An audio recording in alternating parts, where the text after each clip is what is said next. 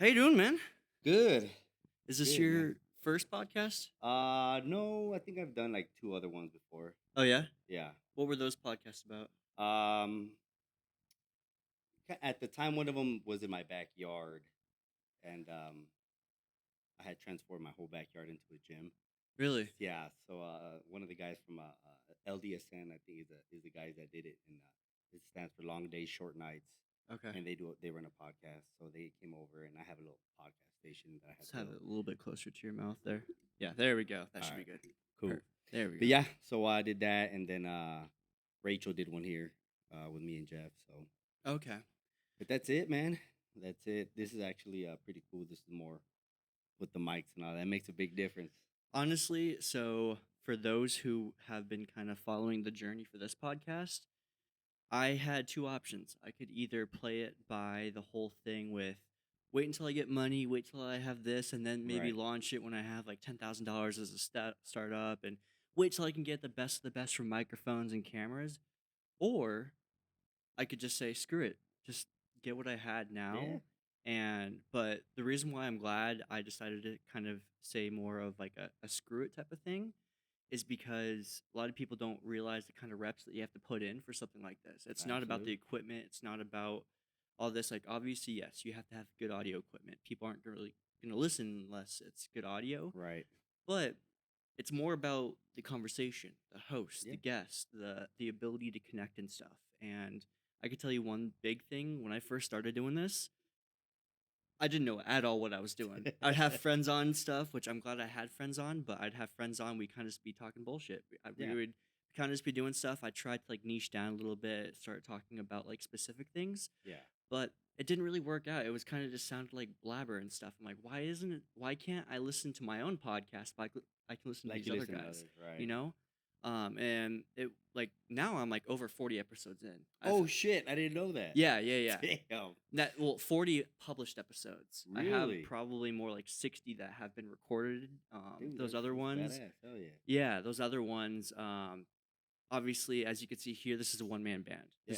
I don't have like professional producers that come in or cameramen. And so there have been some that have had like technical difficulties or something, Right. or camera A wasn't set up properly, or the audio. Like I had one, I still kick myself. I had one like kind of influencer that was Yeah. on, but my file stuff wasn't the best, and so her file got deleted by accident. Oh, And shit. it is so hard to try to get somebody back on, Yeah, especially when for they're super sure. busy and stuff. I've had other ones to where like before I had these microphones, which I literally just bought off Facebook Marketplace, I had another one, but it was turned this way. So Oh, the entire that conversation, makes a big difference. Holy shit. yeah, you can hear this, but you can't really hear this. And so, and I thought it was a bi-directional microphone though. I didn't know it Yeah. was only one direction. So when I was listening to it, I was like, I can't hear her at all. And I was like, bro, I have to throw this episode away. I'd rather have something quality than Yeah. to. 100%. Yeah. But it is about those raps and stuff. Like I've heard of other people wanting to start podcasts. Yep. And usually I tell them just start because I can guarantee the first 10 you're going to do are going to be the trashiest things in the world. Yeah. I know I've planning to start one, but I have zero clues on what Yeah. what I'm And then for. obviously it's like with learning audio, unless you have someone that can master it for you, you don't know what the hell you're doing.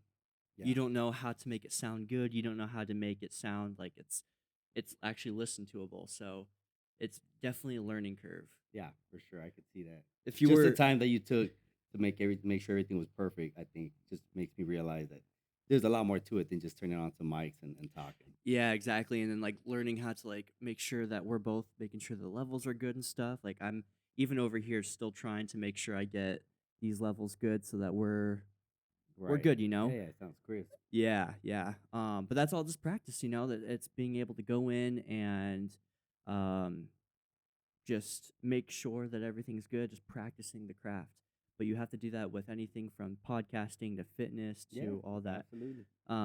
You did say that you wanted to kind of say about your story, and one of the big things I like is I feel like people's story defines who they are today.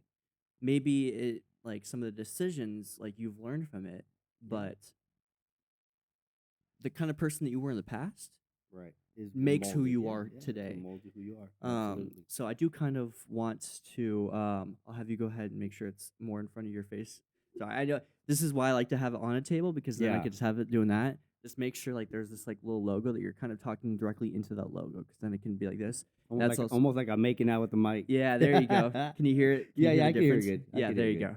go. Yeah. So I want to kind of get to know your story because I know some people they start their fitness journey super early on a lot of times with fitness especially there's a turning point, there's a reason why they got into it, whether sometimes it's Right. drugs and alcohol, sometimes it's just a life decision, sometimes like fitness sometimes it saves people from other stuff, other times it's family, maybe Yeah. their dad was a bodybuilder and that's how they were able to bond with their family. So I want to kind of get your story a little bit on how you first got into fitness, how you got into owning your own gym now, just all the above. Yeah. For me, I think since I was a kid, I was always pretty athletic. My parents had me and my brother playing soccer since we were kids. Sound clear? Yeah, All right, yeah. cool. We played soccer since we were kids in California. You know, I was born in Los Angeles, and we grew up out there from the age of 5. That was our life, just playing soccer, playing soccer. And then at some point, we ended up moving out here down the road. My mom was trying to get me and my brother out of California. You know, there was a lot of our cousins were getting in trouble, a lot of crime, and my brother kind of had some things going on. He's my older brother, Okay. so they just got in a little bit of trouble. Just not necessarily trouble. What's the age difference there? 3 years. Okay, that's about me and my brother. So my uncle's down here. They decided to pack up, move out here, and as soon as we got out here, back into soccer, and by the age of 16, 15, 16, I picked up boxing because I've always, for one, I've always constantly gotten fights as a kid, Mm. and for some reason, well, for a lot of reasons, I've always been pretty hot headed, man. You know, growing up, we had a lot of issues, and I would filter that out in public when I was on my own with friends. I'd be getting in fights a lot, but Mm. I got into the boxing gym when I was about 15, 16, and I did that for a few years. And then by the age of, I believe it was like 19, 20, I got into jujitsu, man. And then that's where I really just Ooh. fell in love with it. And I did that 13 years. I did nogi. So that was really like Okay. my passion. And in between the jitsu, I was still playing soccer, and I had bought my first weight bench when I was about 18, 19. So I've always dabbled with the weights. I just never, nothing structured. It was more like I'd hop on the bench and do a couple reps every night and flex in the mirror, and wait to see if muscles grew, which they never did. But I was more focused on some of the other stuff like jitsu, and I did that for a long time. But I guess to rewind the clock, for me, boxing was a really good outlet when I started getting in trouble out here. Because soon as we moved out here, I was getting in fights, Mm. every month, almost every week it felt like. But I got in a lot of trouble. I got suspended a lot, and I think once I started going to it's called Walt's Gym in Durango. Um, he would actually check our hands when we'd show up, and to make sure that, hey, if I'm gonna teach you guys how to fight, Mm-hmm. I'm gonna make sure that you guys aren't using this in the street. I like that a lot. So Yeah. first thing we would do is we'd get in the line and he'd check our hands, and then start our regular practice. But that was cool. I think it was a way for me to unbottle the aggression I had. And don't get me wrong, I still got in trouble, but it did help a ton. I'd say that um, made me want to pursue contact sports a lot more, and the athletic part of it, and the not the competitive side of it. Mm. So I think for me is being able to have an outlet prevented me from getting in more trouble than what I did. And I mean, I kind of, like I said, there's still a laundry list of trouble I got into, but Yeah. it could have been way worse. I have a lot of friends that aren't here today, that have passed. A lot of friends that are in jail. Mm. So I've been very, very fortunate in life to still be here, and have the life that I've been working towards. So So with this fighting kind of dynamic, because a lot of people look at me, they don't see a fighter, but because of my size, I had to grow up a fighter a little bit. Like my brother, Um, I was always a skinny, Right. small. I didn't hit 5 foot. I don't think until like my junior year of high Yeah, school. probably me too. Yeah. But because of that, I was always the target for everybody. I was always the one Yeah. that, like, if they wanted to prove themselves, they would target me and then be Yep. like, "Hey, let's do this." And so, my brother was like, "I'm gonna teach you a little bit," because my brother, he's the opposite. He's like 6'2". He was always the jock of the high school and stuff, captain of the football team, bodybuilder when he was in high school and stuff, so that he could keep that size. But they would always target me. I was always homie scrapping and stuff. So like when I was really young, I was the biggest pussy in the world. I couldn't take a hit. I couldn't take Yeah. anything.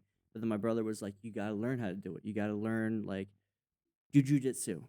That's Yeah. gonna be where you can use your size to your advantage." And so I Right. was like, okay. That's where I got into Gracie Jiu-Jitsu. So I Dope. started taking some jujitsu when I was I didn't know that about you, yeah, man. That's dope. yeah. Yeah. But he was like, if you can, a lot of smaller guys, they start in jujitsu because that's how they can make sure that they can leverage weight, they can leverage themselves. Because in jujitsu, it's not Yeah. about how big you are; it's just No, about your ability to have patience, your ability yeah. to Weather the manipulate. storm. Yeah. Yeah. And so I started doing that, and that's where I learned. Like I was like 5'1", 100 pounds, taking down 6'5" guys and stuff using Yep. their leverage, and I was like, oh, this is awesome. Unfortunately, I had to stop doing that, but like I came out here, started doing MMA, but a lot of my fighting career was more defense. It was less of me trying to target other people and more of Right. just trying to defend myself. For you, was it more defense or offense, do you think?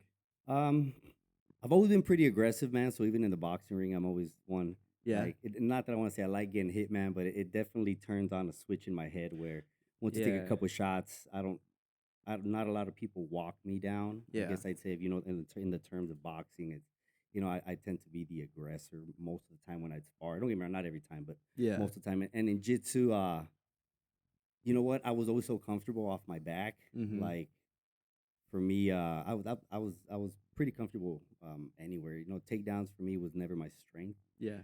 We practiced with a lot of wrestlers that always end up taking me down, so I had to get really comfortable really fast on being able to. I'd pull guard or just being able to sweep somebody. So it really made me focus on the fundamentals and focus on really dialing in the technique part of it. Yeah. So I wouldn't say I was an aggressor um, where I'd be want to take somebody down, try to pass the sideline, nothing like that. For me, it's more I really focused on learning every sweep, every submission from every position, every Mm. pass.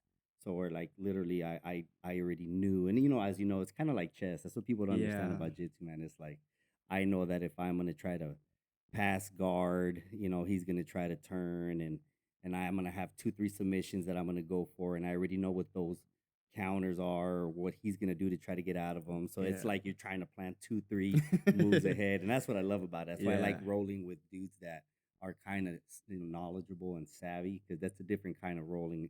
Not like when you're rolling against like a white belt that just starts Yeah. and they're going balls to the wall trying to do a neck crank or a can opener or something. But The you know, psychology game in it is insane because oh you for have to sure, know that, like, if I do this, I know they're gonna yeah, try to do this on defense. Like, that's one thing about combat sports that, like, I've heard Joe Rogan talking about. I've heard a lot of just mixed martial arts people talking about in the ring, especially, is the second you start fighting with emotion, you lose the fight. yeah, The second that you let like aggression or anger or something take over the fight, you've lost because it's your ability to keep the stamina going. It's your right, ability to keep the same strength rather than going crazy. And I've had to learn that the hard way. I've yeah, fought out of anger before, and I've never had my ass handed to me quicker before, especially by yeah, someone who's experienced. yeah, Obviously, you might have some lucky times of being able to get a good punch in, and that's also the other thing is like it doesn't matter how much experience you have, there's always that one lucky punch that can oh, always knock you down. 100%, You could be Jackie Chan going in there knowing every move in the book, but if somehow, because you are facing somebody else that has a different brain, if they do throw a punch that you weren't yeah. expecting and they hit that button, you're They down. always got the puncher's chance, Yeah. For me, it's always, like for me, it was more, controlled aggression. What I would tell people is, I'd like to flow and kind of relax and be limber, as they Mm-hmm. say, up until you've got something locked in, and then take it. Like I wouldn't go for a submission unless I know it's really locked in. Like Yeah. it's coming home with me. I'm taking that arm or something. Like, you get a feel for it after a while. Like, Yeah. if you sunk a choke in, if you're gonna sit there for 2 minutes trying to tap and the guy's not gonna go, or if you've dialed it in tight, you don't have to squeeze that hard. It's really just learning body language, Yeah. and learning, cinching the airspace out. It's just all Mm. the small stuff that people sometimes don't understand that matter. And jitsu is it's the little tiny things. It's before you take that submission. Are you cinched in? You know what I mean. Yeah. Like Yeah. yeah. Did you ever take it to like the competitive realm of actually like be using it as a sport, like going into a competition and stuff, or was it just Yeah, I did. Out here back in the day, they had Desert Quest tournaments, so I did Desert Quest. okay? I ended up doing a Naga right before. Not Naga. What was it called? It was another tournament out here. It's been so many. It's probably been 15 years, man. But I did Desert Quest a bit. We did Grappler's Quest, as a matter of fact, as well. And then now they have a ton of other new tournaments, but I did those. Those are the most probably the only tournaments at the time. Uh, Besides, like the other tournaments were all gi, and Okay. I've never rolled with a gi. I've always done no gi. Oh, So really? yeah, and it's always crazy to me nowadays. You can get belts, no Yeah. gi. From my days is you couldn't get a belt if you weren't using a gi, because when you had a gi, you had to do your testing Right. and being able to go through guard passes and sweeps, and it was a whole series of things you had to do to be able to get belts. So nowadays you don't have to do that, which is cool. Yeah. There's still only very few schools that do belts, that issue belts without gis, Yeah. but yeah, it's cool to see now that definitely the game has evolved. It's changed so much from when I did it, but it's fun. I always Yeah. tell myself, if I can get this shoulder and neck fixed, I'd love to start competing at some point again, maybe next year. Yeah. Yeah, for Was that sure. something that you wanted to take on as like your full career and profession, or? At some point, yeah, at some point, man. I think as men, as Yeah. dudes, like I'm gonna be a fucking UFC fighter, dude. Like that's my goal, Yeah. But yeah, absolutely, dude. For me, is I loved it. When I'm telling you, I wore the tap out shirts back in the day. I was that Mm. dude, and I trained 4 or 5 days a week. I wasn't training jitsu. I was sparring at gyms, at different boxing gyms. I used to train at Olivares boxing gym. I went to Hawkins gym. Um, just everywhere, man. I was just, and on top of that, it's so crazy because I was very disciplined when it came to that kind of stuff. Mm. But in my personal life, it was also like almost the opposite. Like if I wasn't in the gym, I was at the bars on the weekend, Yeah. and luckily because of the gym, it prevented me from going to the bars as much. But I was still, when I'd go out, probably no good news for me. I'd always be out Where did that passion stem from originally? Was it just based off of being from LA and it's kind of having to adapt to the environment, or was it? there.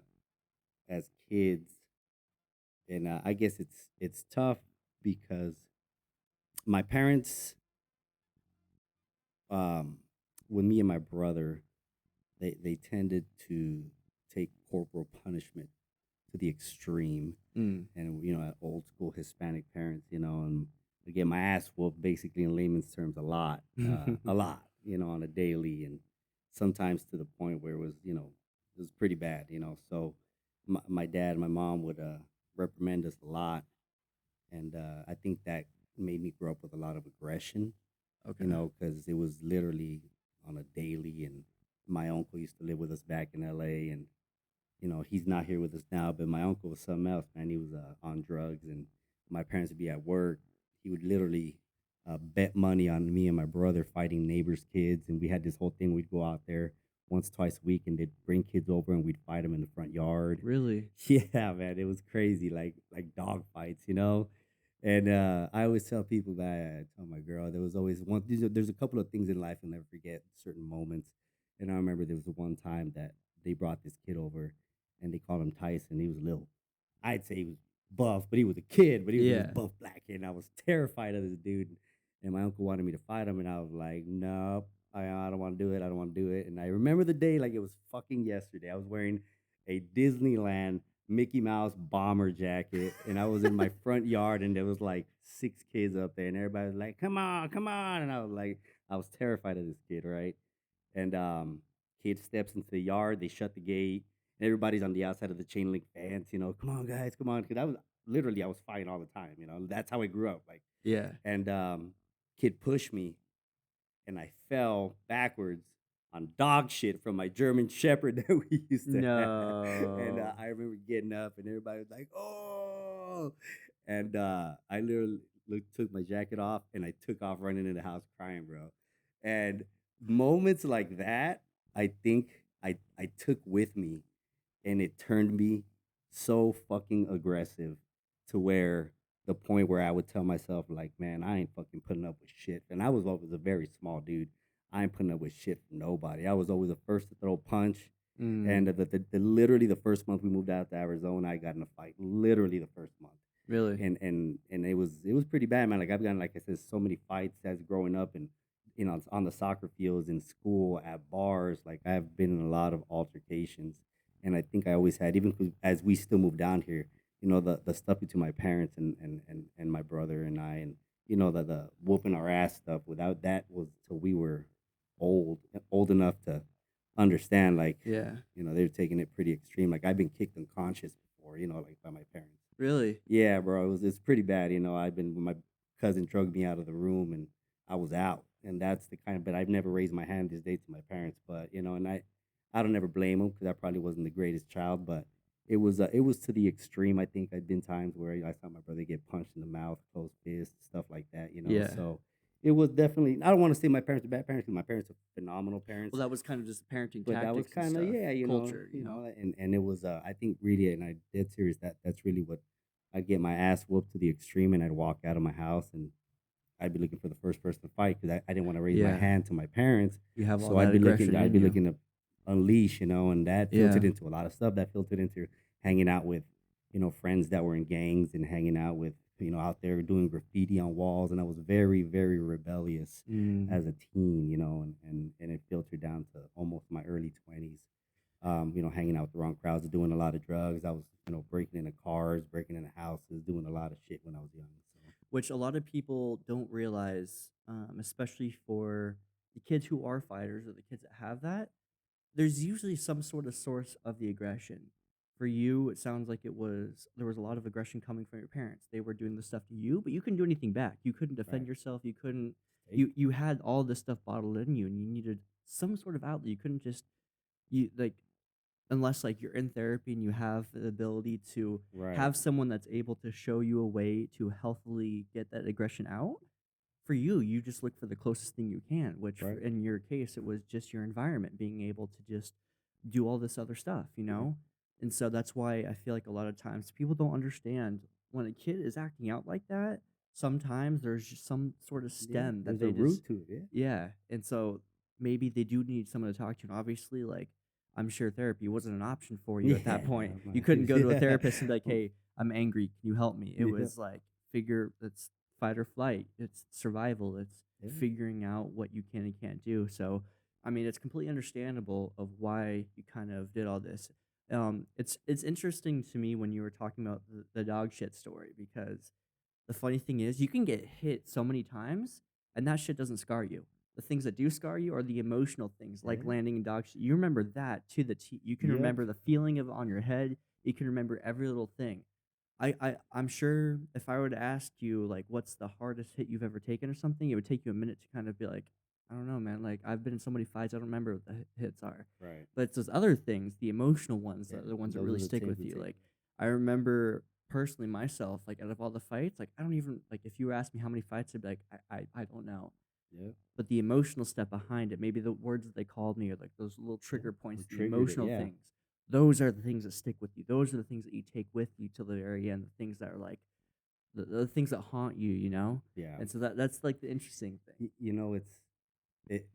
There was a point in my life, even till now, like for me, a physical altercation is so meaningless to me. Like where some people might say, "Oh, they got in a fight." Like I would, and this was my mentality when I was 18. I had just graduated, and me and my cousins and some of my friends on the weekends would go out to house parties, Yeah. and our mentality was, I'm gonna wear, instead of dressing nice to parties, is I'm gonna wear the shit I don't want to get ripped because we're probably gonna get in a fight. Oh So that was dang. the mentality every weekend. Is I'd put on my favorite pair of boots that I know I could kick somebody with. Okay. I'd put on a certain pair of jeans that I used to like, and a Yeah. white tee or a black tee because that was like our fighting clothes. That's how Yeah. stupid we were, right? It Like wasn't about your it wasn't about appearance. my appearance. It's like, okay, and we'd grab guns and put the Yeah. guns in our cars, And I shit you not when I tell you this is we had made a CD, burnt a CD with like fucking hype fight songs. Like we had like Tupac hit him up, like everything you can think that would want to bother you to go ape shit. And we would Yeah. put this CD on and we'd find the parties or we already knew where the parties were going to be happening. And by the time we walked into these parties, we were already looking for trouble. That's how dumb we were. Like we were Mm, set in stone that at some point in the night, some shit's probably gonna pop off. And yeah. that was the mentality when I was a teenager. It was if we're going somewhere, oh man, what are we gonna do? I'm gonna hit this motherfucker with a right hook, and if you go hit him from the side, and Already preparing every yourself. weekend that was that hood mentality. Yeah. Everything we did, it was just with that purpose. Like you knew some shit was gonna pop off, and it took me a lot to kind of shake it off. When I was 19, I got shot on 67th Ave in Thomas. Really? I got in a fight with a guy at a car wash that day, and some guy I didn't like. I used to live in an apartment next door. My buddy drove by, saw the dude, hits me up, and said, "Hey, that dude is ignore." So me, I'm like, "Oh, cool." I slapped on my favorite pair of boots. This is a true story, honest to God. I slapped on my favorite pair of boots, my favorite pair of jeans to fight in, and I walked across. It was literally of you.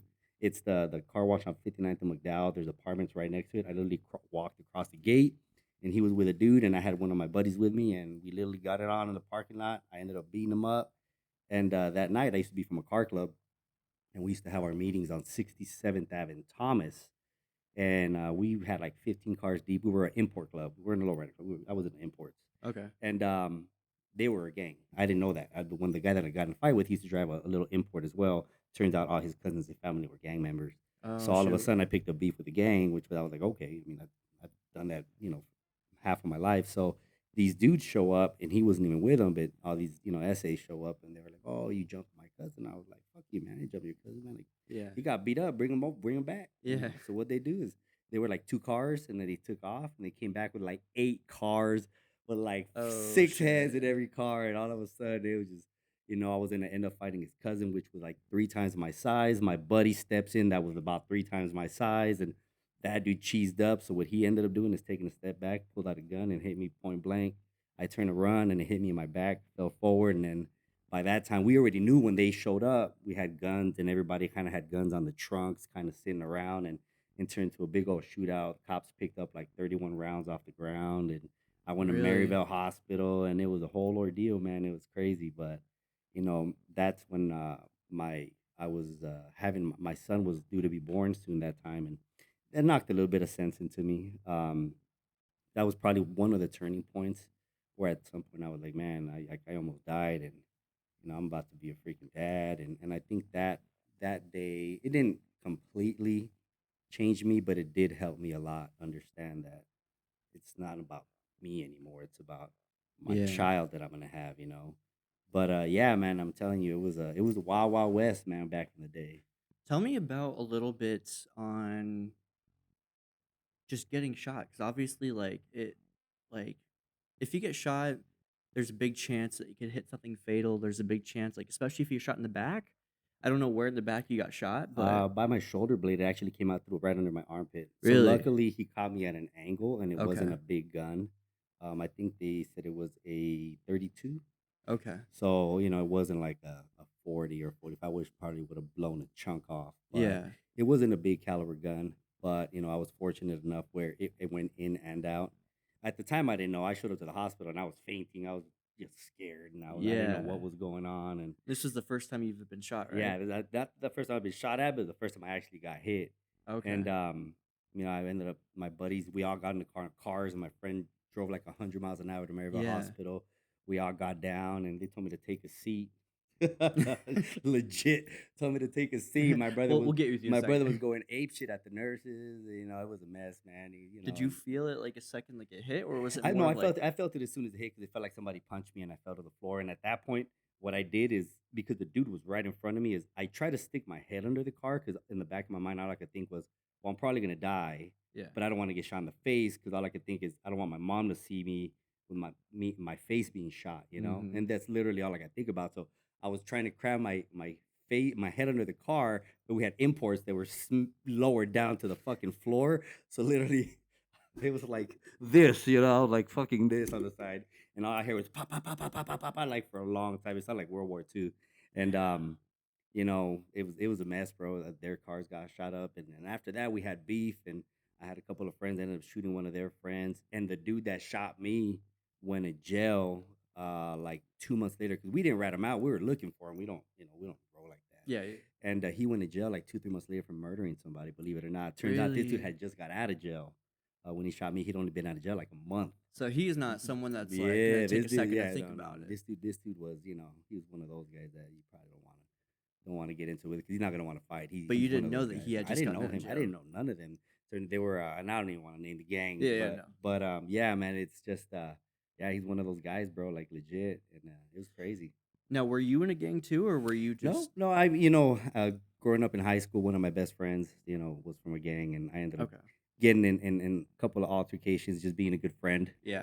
just Okay. when I was with him, quite a few times, but no, never from a gang, never really had interest in the gang. For me, it was more about friendships, man. I've always been a loyal Yeah. friend, and I'm the kind of dude that if something's going on with my buddy, I'm there. You know what I mean? Like I'm loyal. I'm loyal to the soil, as they say. So. Do you think that this stuff still really affects you to this day? Like, do you get like somewhat of like PTSD from like hearing stuff? Like, how much of an effect do you think like living a life like Man. that has to this day? You know, not anymore. I mean, honestly, I don't. It doesn't bother me. Like stuff like that don't bother me. I think I'm at the point in life where I understand now that I'm very blessed. Before I thought it was luck, Hmm. because I had a lot of things that have happened. Man, like the year before I got shot, I rolled my car 6 times. I was ejected out of my driver's side window. That's where you'll see this scar here. Oh wow. I had no skin on my arm, my ribs. I split my face. It was a mess. I was driving towards a car show in Parker, and I was drag racing and ended up almost dying. Went to St. Joe's for a couple weeks, and the following year I got shot, and then all this stuff was going on in my life, and I was living pretty wildly. I was back in the day. Me and a group of guys, we would look for drug dealers and find out where they live. We would rob drug dealers, and that was my thing, dude. Like like I said, I've done a lot of dumb shit. And now that I reflect on it, it's just crazy how not about dodging bullets. It's about God had a plan for me. I came to a point in my life where I plotted a murder, and I almost went through it. It was minutes before it, and I actually went through with it, and it fell apart. And I reflect on that more than anything. Like I would have literally went to hell, and I think that was one of the situations I think about all the time if I would have done it, and I was gonna do it. But God takes care of me, man. He's been taking care of me for a long time. I have a lot of friends that have passed away. My old roommate was murdered, burned in the white tanks. I've had, Hmm. a lot of my close friends are in jail for a very long time. My best friend's still in jail. He's been there 8 years. So I was one of the few that made it out without too much, except maybe a fucked up brain. But I was one of the few that still was able to live a normal life and succeed. But it took a lot of soul searching. Been through a lot, depression, anxiety, and honestly, finding God was really what saved me. Yeah. Yeah. A lot of people don't fully know. So I grew up anti-religious. Hmm. Um, but it wasn't until I moved down here did I decide to find God for myself. And a lot of times I couldn't explain a lot of the stuff. Like my high school counselor was like, I don't know how you're able to do what you do with living the life that you lived because she knew like she didn't know everything obviously or else CPS would have gotten involved. Right.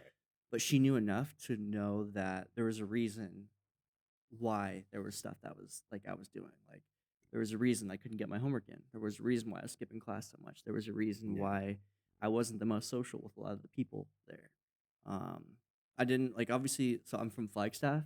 Flagstaff isn't inherently the most ghetto place in the world, but there's Yeah. pockets. Absolutely. There's pockets Even that Chandler got a ghetto, man. I yeah. didn't even know.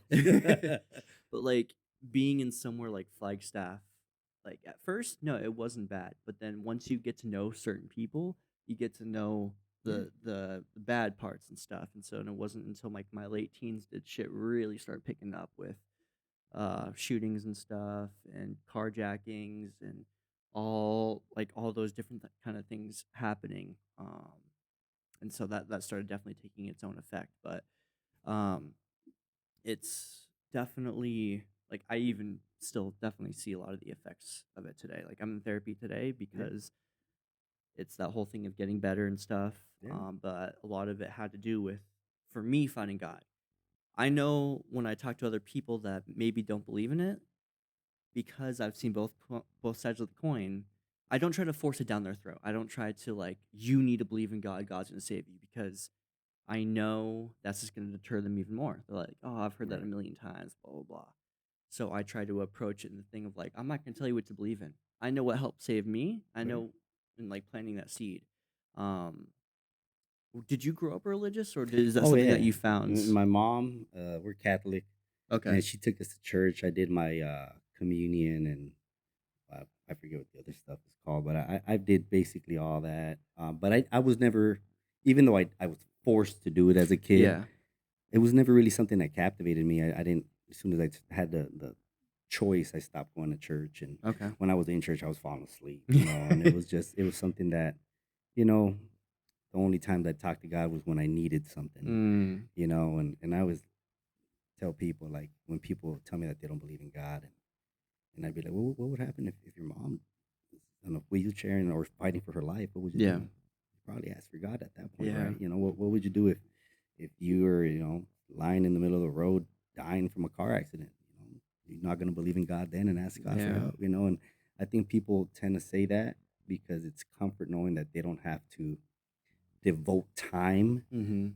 to something else, and they don't, hopefully those people will come to a point where, you know, they find God without just needing him for something, 'Cause that's, I think, for me, I was one of those. Like, Yeah. there came a point in my life where it was one night that really opened me up, and it was a night where I wanted to take my life. And Mm. that night I found God. I found God, and sitting in my room, holding a pistol. And and that changed me for the rest of my life. And that wasn't even 10 years ago. It was more, that's what I needed. I needed to, and I understood that day that everything that had happened in my life was supposed to happen to lead to that moment to find God. And then after that, everything got better. Was that like the lowest point in your life, And do you that was the think? lowest point mentally, and it wasn't the lowest point financially, man. I've been, it wasn't the lowest point, it was just mentally. I was in a Mhm. place where I was just tired of living, man. I had things going on in my personal life. And I think the only reason, and there was not only reason, but two of the main reasons that I didn't do it is I had already convinced myself that my kids were going to be okay. For Mm. one, I have great kids. I have a 24-year-old and I have a 16-year-old. Oh, And wow, okay. I had convinced myself that my baby's moms, because I got two of them, of course. They're phenomenal women. They've raised great kids. I've had my kids half the time, but we've raised great kids. My kids are strong, mentally, they're smart. And I had told myself, my kids are going to be fine. Mm. So I had already crossed those avenues out. And How old were they at the time of all this? this was about, damn, bro, to be honest with you, this wasn't even that long ago, man. It's probably like 6 years ago. Oh, I'm wow, 43. okay. Yeah, trust me, I've been. So, she would have been 18 then, and then the other one would have Oh, my son been. would have been about 18. Yeah, it's about six, about 5, 6 years ago. Yeah, it wasn't even that. Wow. Yeah, sometimes people don't understand, man. Sometimes it takes you half your life to find your life. Yeah. And I was going through a lot, man, a lot. And I had convinced myself my family would, or my brothers would be okay. My brother would be okay. My kids would be okay. I had already convinced myself I was going to take my life. And then the only person that I just couldn't wrap my hand around was my mom. I think I visualized so much that my mom's staring over me, Yeah. and the heartbreak. And I was so close to doing it, sitting there by myself. I lived by myself at the time. I think living by myself was tough on me mentally. And I literally had a conversation with God that day. I just broke down, let it all out, and I talked to him, man. I really did. It's so funny that it's when I say that, but I really did. Did And you that was, have anybody to go to at all? Because one of the things, especially with today's world, with mental health, where it is today, especially with men don't really have a whole lot of people to go to, we typically. do, but we're men, Yeah.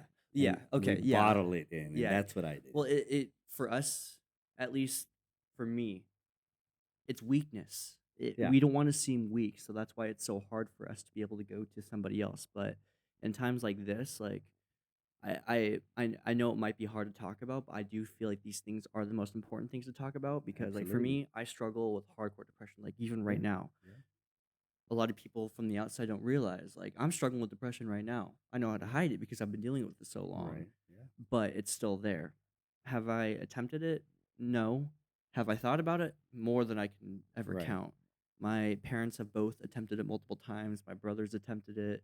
Um, I don't know how much I won't go into all that, but like you wouldn't see from the outside that that person is even contemplating on it, and Right. that's one of the scariest things about those kinds of things. It's not like we're sitting here telling you, "I'm about to do this." Right.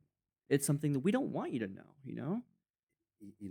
For me, and my not my friends, but my family, I've always been that person that everybody goes to talk about Mm. their problems.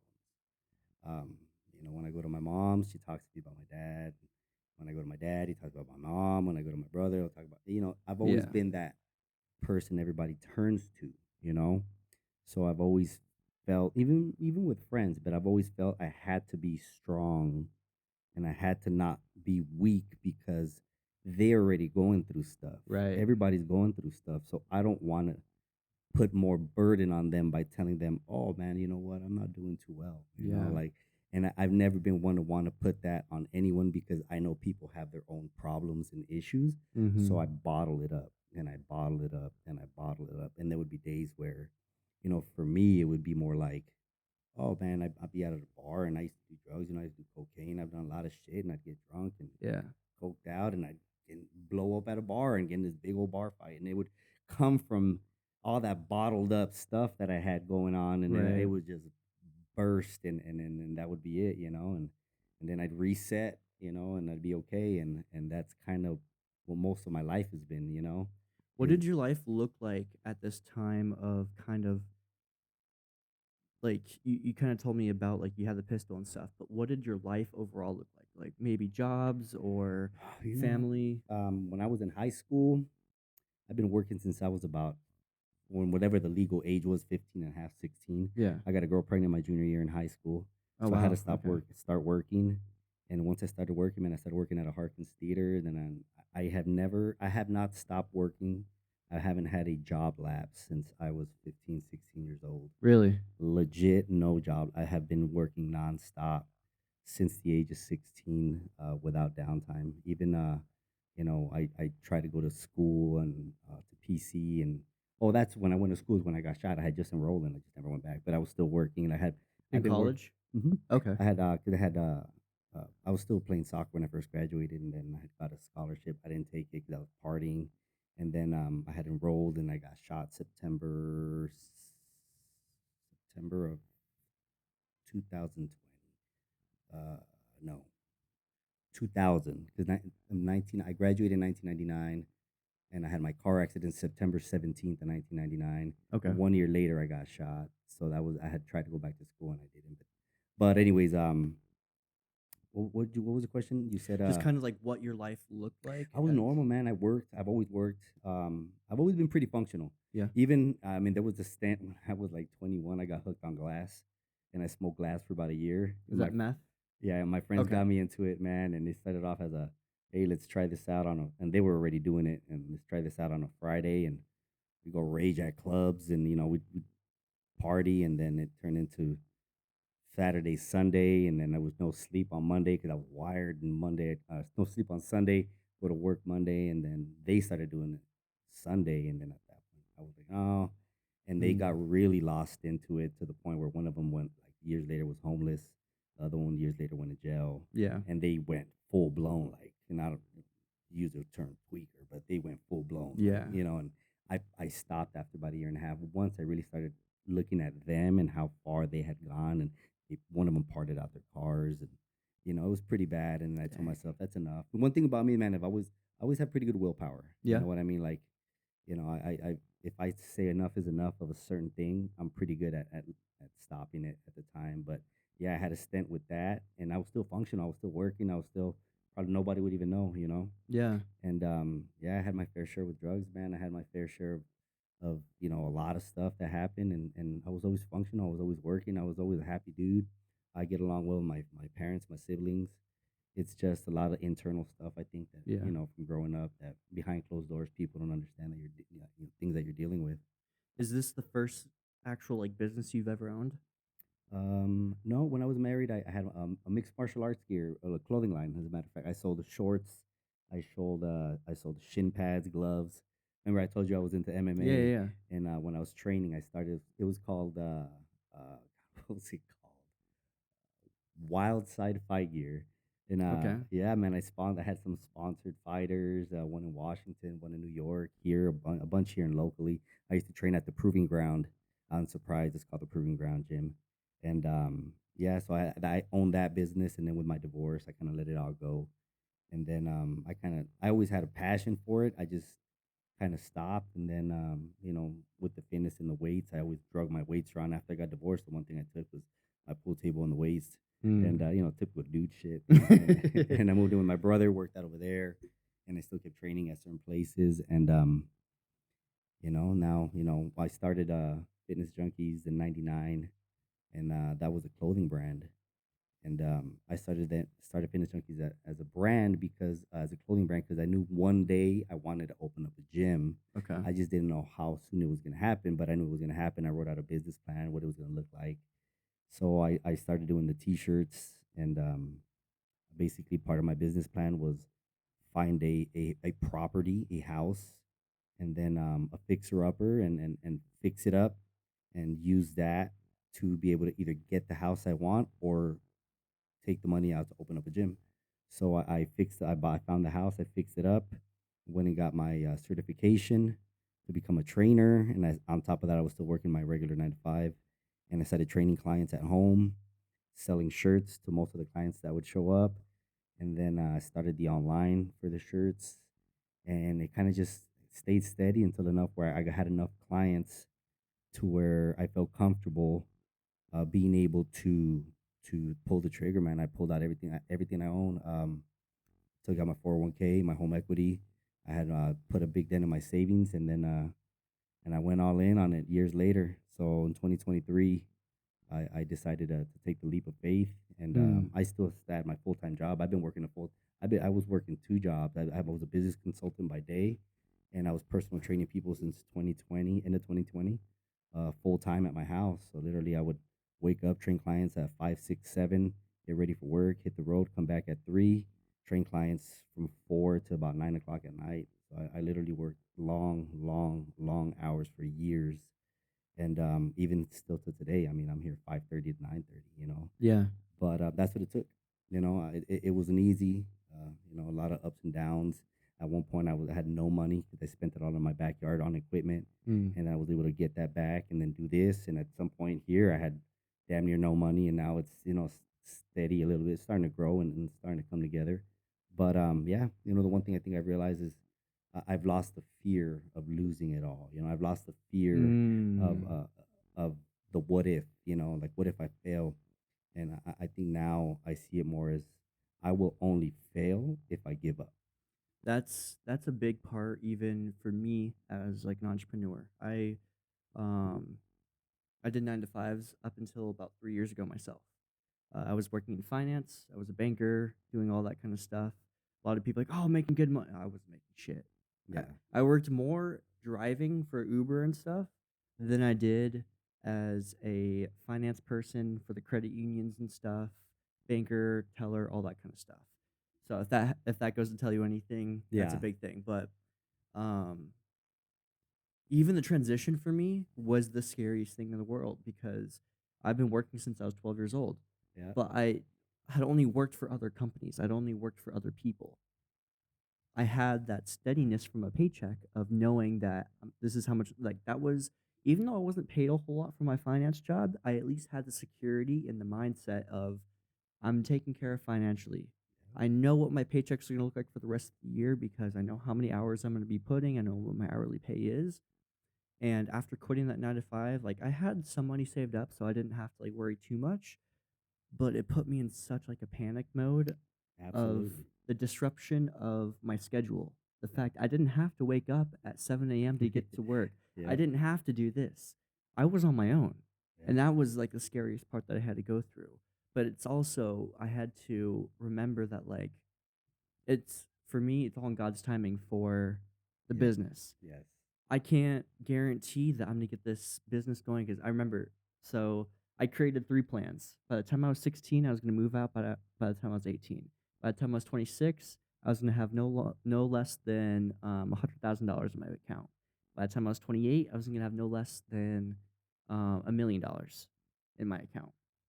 Those were the Right. things. I didn't know how I Yeah. was gonna do it. Right. That was Yeah. the plan. Absolutely. I'm 25 now, so I could still technically make it happen, but I've had those different mentalities of like, you know what?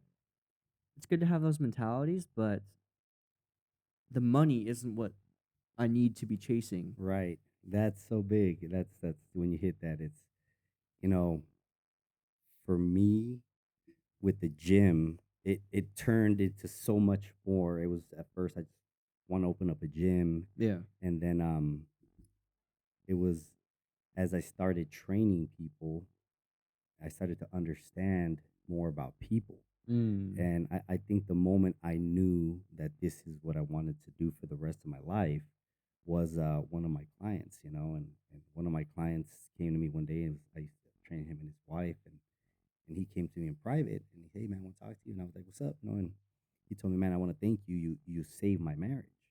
Really? And I was like, really? He's like, yeah, obviously they didn't share everything that was going on, nothing, but he said, there was tension and being able to get them in there, and he had changed his physique, and they had been there together, spending that time, and it helped them, and that was probably one of the coolest feelings I think I've ever had. When that moment, I think really opened my eyes. Like, man, it's not even about fitness, Yeah. really it's you're helping people change their lives, and I had so many signs, it's one of my buddies, I started training him for free, he was in my backyard where I was helping him out, and I think he had lost 30-40 pounds in a few months, and he'd come to me and be like, man, I got a bunch of compliments today, and I swear to you, it felt like I was the one that was getting the compliments, Yeah.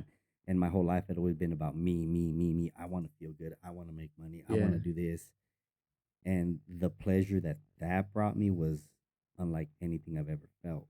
I was like, wow, like man, It's the this feels power of serving. it's the power of serving, man, and it felt so surreal. Like I wanted more. Like man, how can I help more people? And how Yeah. can I help more people? And then once you start talking to more people and you're training people and you get to know them, and everybody has a lot of things going on, and then I decided to say, you know what? When I open up my gym someday, because I still wasn't in a financial position to open up a gym, and I told myself I want the gym not just to be a gym, I want it to be like a sanctuary for people to come and be able to open up, and Mm. be able to have a platform. This is a platform now to help people mental health, help people financially, help people in any way possible that I can, doing what I love to do, Yeah. and that's what this is for me now. It's not so much, of course, it's people, some people want to get in shape, but we've been able to do 3 fundraisers in the short time we've been open. We've raised over $2,000 for the church. We were able to help this family out. We were able to help the Women's Dream Center out. Like we've done, and so much, and it's not about us, it's the community's done so much. Mhm. All I do is say, hey man, I'm gonna post this and spread the word, and people come, and just to see the amount of people that care is Mhm. so surreal. People are coming down from all sorts of parts of the valley to drop off stuff with family we just helped, and it's breathtaking, man, to see how many people really care about each other, not even knowing each other. Yeah. And that was the goal for me, is to build a community, build a culture of like-minded people, build a culture of good, humble people, working towards the same cause, and that's what Fitness Junkies is. For some people, it's a gym, but for me, it's so much more, man. It's a sanctuary for people.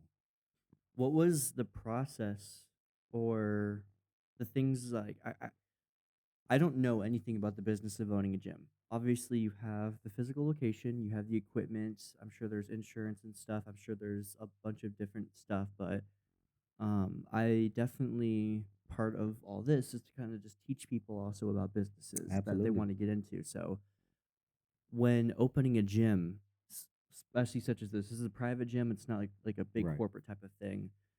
What were some of like the biggest things that were like the biggest learning curves of actually having a physical location, signing people up, all that kind of stuff? I think for me, the biggest struggle, and even still to this day, is just a few things: time management Mm, and learning how to be more efficient with my processes, like signing up people. Because this is a one pony show. I do everything here. I sign up okay. clients, I bring in trainers. I don't have anybody. My girl helped me here and there. As I'm trying to teach her more, Mhm. but it's really just me, just doing it. And I Right. think the hardest part for me has been understanding now, like everybody has different needs. Like Mhm. every trainer, every member, every client, people come in with different concerns, and it's being able to address some things with people. Um, and even though I feel some people might be wrong or right, sometimes you have to be able to filter that in a way where everybody's okay. Right. And I think now that, I mean, owning a business, you get a lot of complaints with it, a lot of Yeah. concerns, is being able to filter that, address it, change what you can. You can't please everybody. That's one thing I've learned, is you can't please everybody. Mm. At the end of the day, you have to just do as much as you can to please people, but it still has to make sense in a business perspective. And it's just learning things. Just every day I learn something new, and even mastering my own craft. Being I'm a trainer as well, and, Yeah. and, and learning from some of our peers here that are have been doing it for a lot longer and a lot more successful. And it's great to be in this environment because I continuously learn every day new things when it comes to running a business, being a Mhm. trainer, running a company. Because this for me is, it's not just a gym. I have a clothing brand, and for me, it's a brand. It's a brand, not a gym. And what does my brand symbolize? What does it stand for?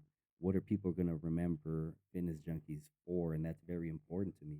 It's I don't want it to be just a gym, and I want it to be a lot more than that. I want it to be a place where people would say, "Man, that brand, that company stands for something.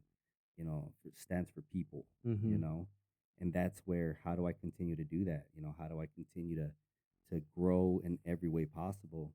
And for me, it's always been continue to bring more people together. Not I don't mean that by getting more members, bringing people together, hosting events, doing stuff like this, Yeah. being able to talk about my story, talk about my goals, what I want to do, what I see the 5 year plan, the 10 year plan, and getting people's opinions, people to want to be a part of it. Yeah.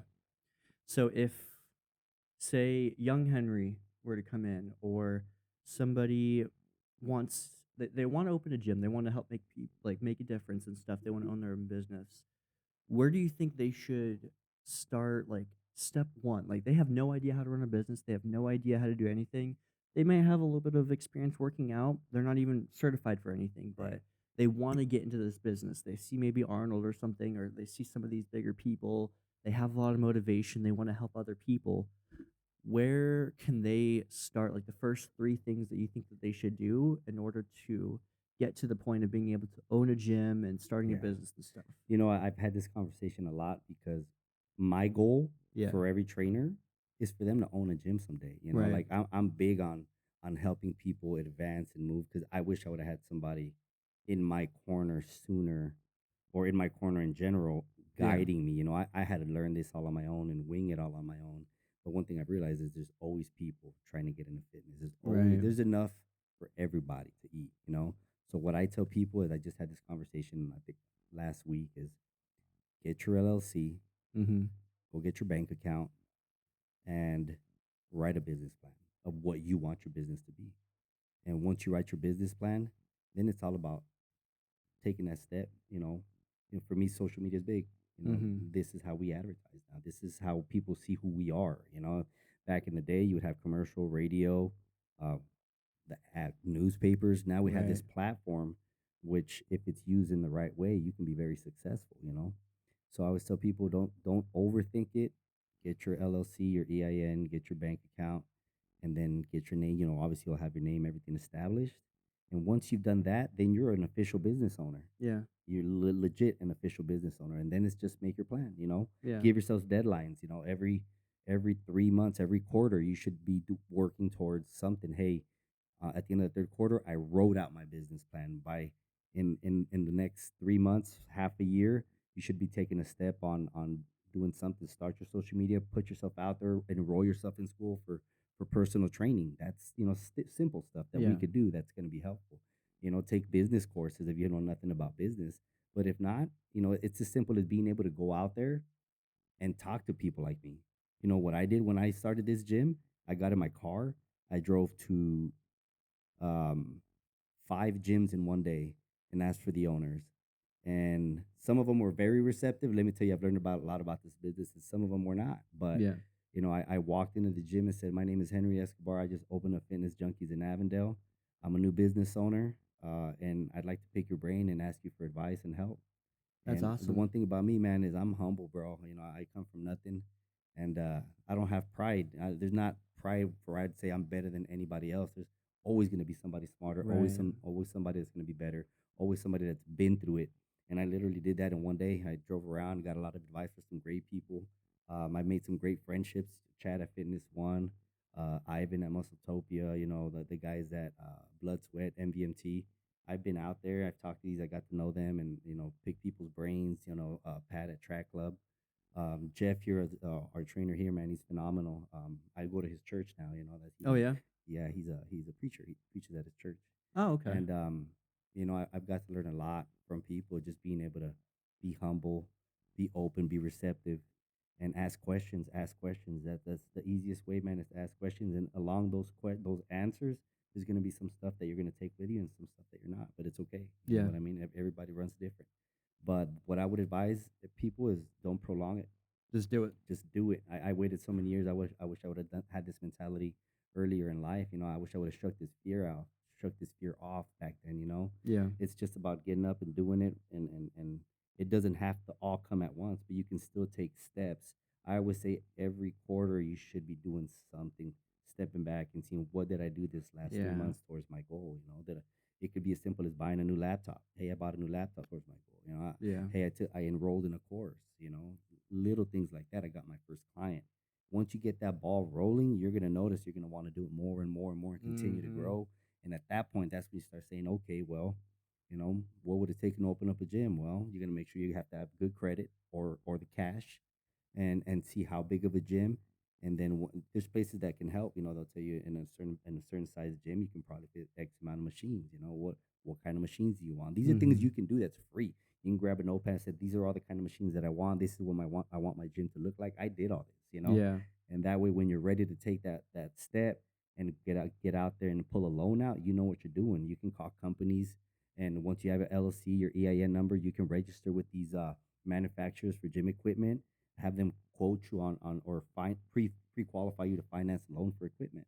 There's so much you can do that people don't know about. It's not just you got to do it all at once. Yeah. I think that there's also just a mentality, especially these days with entrepreneurs, that like you have to be the most successful as soon as you can, like especially for the younger crowd. And this is Yeah. one of the issues that I see with either people my age or people um maybe mid 30s or something, that there's just a pattern that I see that like you have to have all the success by the time you're 30, by the Right. time you're 35. If you're not a millionaire by 35, by 30 you failed in life, type Right. of stuff. Yeah. Like a lot of the crowd that I hang out with, a lot of the friends that I have, that's a mentality. Like I have friends that are millionaires now, they're in their mid 20s because they had that. Is it the most is it the best thing to do? No. Because Right. I see the burnout in them. I see the fact that like they're aging themselves hardcore because they're not taking care of themselves. All they have in mind is the money. The money. Yeah. And it's kind of like it's kind of refreshing though to see somebody that I know you say that you wish you would have done it sooner, but the fact that you are in your 40s and like Fitness Junkeez, like this physical location, I think it's what, like 1 or 2 years old. Yeah. It took you all that time to be able to do this, and that was the timing that it did. It- If you were to have done this much earlier on, there's a big possibility you that wouldn't have wouldn't. the success Right. today, especially with the changes in the marketing, with social media and stuff, having to keep up with social media, versus the other things, and just the mentalities and stuff. Because I tell people, where like I think a lot of times as well that you have to. It's not just about starting the business; it's about the person behind the business. If they're not ready to have that business, Right. it's not going to survive. Yeah, you You nailed can that. start it, Yeah. but would you rather have something there was a book that I read. You can either be a time teller or a clock builder. Someone like Walt Disney is a clock or a time teller. So a clock builder is someone who builds a legacy for themselves right now, but it dies as soon as they die. It doesn't live on past them. But a Right. time teller is someone like Disney who, well after Walt Disney dies, Disney is still thriving. It's gonna carry on. Yeah. So, and that's like how a lot of people like in the music industry, a lot of them are clock builders. After their stuff dies, or Yep. after they die, their stuff dies. There's a few people in the industry that are time tellers, but that's kind of how it is. Even right now, I try to instill myself. This is or it's not it's a marathon, not a sprint. Yeah. It, 100%. it's not about what you can completely do in 12 months. Obviously, you want to continuously do it, but you don't have to be an overnight success. And it's like, yeah, I'm a overnight success 20 years in the making. Right. That You kind of know, stuff. the craziest part to, I guess, reflecting on that is for me is I've been asked so many times like, oh well, what's the goal? Like what Yeah. is the finish line? And now, in life now that I've begun to understand myself Mm-hmm. and what I value in life, like I'm not chasing money anymore. And the moment I stopped chasing a dollar sign, Yeah. money started coming. And it's crazy I've how that heard that works. before. Like Yeah. the moment I started basing everything I did about how much money I'm going to make, and I said, what I asked myself, what is the definition of happiness to me? And if I would have answered that question 10 years ago, it would have been a lot different. But the definition of happiness to me is being around the people I love, Mm-hmm. doing the things I love to do, and just being healthy, being Yeah. enjoying life, I having God next to me is so important now that I stopped chasing money. And now when people ask me, well, what's the goal? What's the finish line? And there'll never be a finish line because my my journey Yeah. is my mission. I don't think there ever should be a finish line because that means that you have a cap on your growth, which you Right. shouldn't ever have a cap on your growth. For me is that my journey is the destination. Yeah. That's my destination because I love the journey. Absolutely. My life has been the journey, Absolutely. so there'll never be a destination. I enjoy the process every day, waking up, doing this. Of course, you have your bad days and your good days, but this is the destination. And I'm in a place in life that I love. I think that's where true success in the business comes from because if you can't enjoy the journey, you're not going to want to be on the journey. All you're going to be Right. thinking about is the next trophy, and you're just going to be wanting that Yeah. more and more. Like, you're going to be in that wanting mentality. You're never going to be complacent. You're never going to be happy with where you're at, which in some instances is good because that contributes to more growth and success. But in other instances, it's like it's too much. If you Yeah. can't enjoy the process of everything, Yeah. everything's just gonna fall apart. You Yeah. have to enjoy the actual running rather than just the finish line. And it's fun, like I think, people like don't get me wrong, like I love marketing, I love Yeah. growing, and ideally, I want to have enough money to have all the things in life that my kids want, that I want. Of course, the Yeah. goal is to continue to grow financially, but it's not now solely based off of the financial part only. Right. There's so many more pieces that tie into it now. So there's a couple of questions that that's what these little pieces of paper here are for. I used to I listen to podcasts a lot myself Right. because it helps give me practice on Yeah. what makes them successful, how do they talk to people, and a lot of times it kind of helps trigger different questions of like, huh, I asked myself this, but what if I ask someone else? I want to see what they do. Right. So I have just a couple questions. I know we're kind of running out of time here, but I want to get these questions from you to see what your take is on it. So the first question is, do you ever struggle with feelings of jealousy or envy? And if so, how do you manage that? Envy, no. Okay. I think I have in the past. Yeah. But jealousy, I would say that's referred maybe to my partner, to my girlfriend. I used to, I think we've had our fair share of, situations in the past. And I realized that you'll never be able to move forward in a healthy relationship Hmm. unless you let go of the past. And it took a lot of that. It took a lot for me to understand that, but I tied that into my life as well. Like Mm. I had to let go of the person I was to be the person I am. I had to let go of the things that have happened in relationships Right. to be able to say this is a fresh relationship and I can't judge it off the past. And for us is I think a healthy jealousy is okay. Like, hey, you shouldn't want to do talking to your girl being all, Yeah. but to take it to an extreme where it causes issues or insecurities. Like I couldn't live like that anymore because I have done that in the past. Now I'm to the point where I think being able to be happy with myself and value myself now has helped me be a lot more secure in my relationship. So it's are you naturally, do you think, a jealous person? Like, No, natural? No? no, no. Okay. I'm not really a jealous person. Like I said, only time I'm jealous is if there's a situational. Yeah. That's it. I don't. My girl she can wear whatever she wants, or she can go somewhere, and I completely trust her because that's Mhm. the person I'm with her because I trust her, right? Now there's somebody that comes up at a bar is being pushy, stuff like that is I where feel like that's I less think of jealousy, though, and that's more of, like, respect respect, too. Yeah, for Like, sure. if you know this woman's taken, you're still trying to pick him up, like, and you're not respecting it, Yeah. it's qualified. So I think those, little things like that. Yeah. But as far as I think jealousy comes down to trust, Mm. and I'm not in a relationship where I don't trust my partner. I have been, but I've worked on that for a long time to the point where I'm okay now. Yeah. Yeah, for sure. That's awesome. No, I'm really happy to hear that. What about in a business aspect, though? Because obviously fitness and, like, there's a lot of private gyms and stuff. Have you ever felt that kind of jealousy, like, comparing your gym or yourself to the success of other people in their gyms? No, man, you know what? The one thing about me is I look at other gyms as examples. So I want to get to that certain level one day. Yeah. It's not really a jealousy it's more of a admiration, I think. I realize now being a personal trainer that there's people every day graduating high school want to be trainers, every day Right. looking for a different gym. There's enough people out here and in the fitness industry to continue to grow.